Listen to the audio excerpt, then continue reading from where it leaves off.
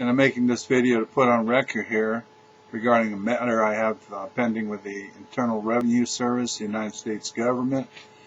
About in 1995-96, I did not file tax returns as I had no taxable income and no obligation to file these tax returns. The government had a different position, and they thought that I had taxable income, but we both agreed that I did not file tax returns. So back and forth, government correspondence, not answering my questions, not actually not being responsive, just coming at me saying you owe money. They tried to hit my bank accounts.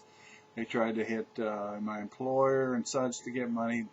They never collected any money on this, but in 2008, they filed a lawsuit trying to get a judgment for $144,000 and to foreclose on my family home.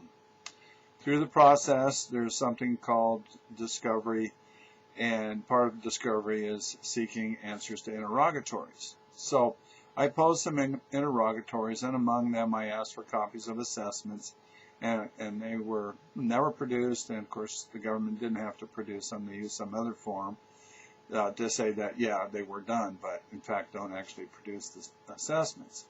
I also asked them to give me the code section, to provide the code section that imposed the liability on me in the first place. The government answered that the Internal Revenue Code was public record, and therefore I could go find it myself. The judge was not satisfied with that answer, so he ordered the government to answer the question further. Well, then the government came back and said, here are the code sections that relate to this matter. My original question